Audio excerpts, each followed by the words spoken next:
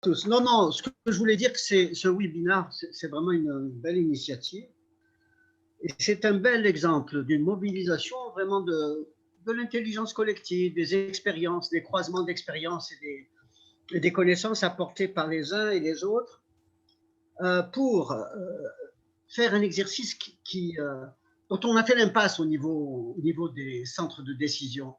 L'exercice d'évaluation, de capitalisation des connaissances, de mobilisation de nouvelles perspectives en consultant les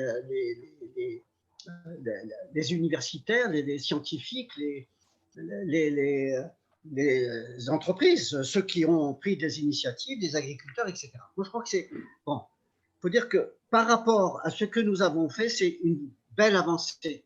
Et je signale simplement que cet exercice d'évaluation a été déjà engagé et il y a un ouvrage qui va sortir en janvier et qui fait le point des discussions autour des modèles. Je crois qu'on a en gros tranché pour une grande majorité. Il y a un consensus autour de cette première idée qu'a développée M. Benessa sur la promotion, le développement d'un modèle qui a fait ses preuves dans l'histoire, le modèle oasien.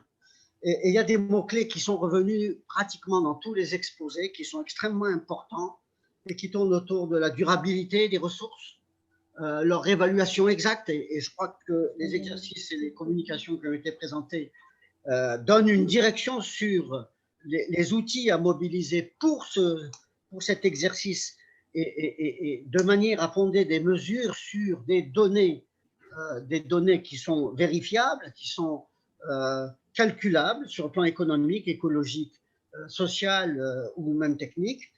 Deuxième mot-clé que j'ai entendu et qui est extrêmement et qui traduit pour moi une véritable révolution au niveau des approches, des pratiques agronomiques, c'est le mot d'agroécologie. Il y a des perspectives et M. Bouchentouf nous en a donné quelques exemples au niveau de sa ferme pilote. Et puis bon, il y a ces mots sur la nécessité d'une intégration d'approches territorialisées, mobilisant l'ensemble, parce que dans le fond, le système oasien, c'est une construction, hein, c'est une véritable construction économique, une construction sociale, parce qu'elle repose aussi sur des zones, sur des communautés, sur des savoir-faire. Et n'oublions pas aussi que c'est aussi un système de valeurs, c'est aussi une culture qui la fonde.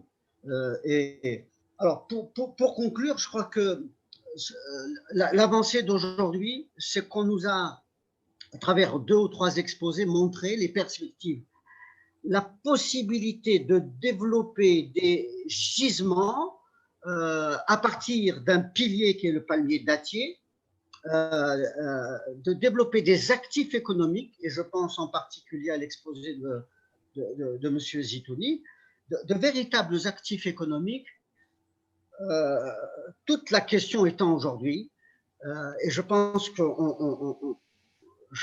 les débats futurs pourront aussi explorer et définir quelles sont les conditions, les prérequis à la fois institutionnels, les prérequis organisationnels, qui sont décisifs. Sans organisation, sans institution, comment donner, je prends l'exemple de la recherche, on a une matrice des connaissances scientifiques sur ce modèle qui est assez impressionnante. Je veux dire, on a accumulé sur ces 50 dernières années des connaissances avec nos centres, toutes, y compris au niveau mondial.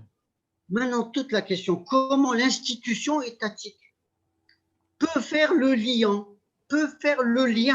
parce que le lien jusqu'à présent, moi je le vois, M. Bouchentouf, avec ses institutions à se débattre, mais c'est le rôle de l'État, c'est le rôle régulateur de l'État.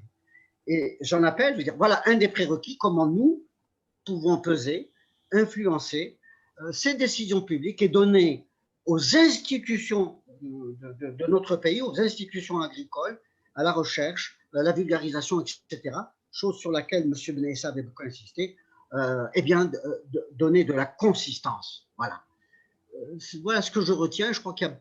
Moi, j'ai beaucoup appris aujourd'hui. Et merci à Philae Hainov et au GRFI de nous avoir donné l'opportunité participer à ce type d'exercice. Et je m'en félicite. Merci.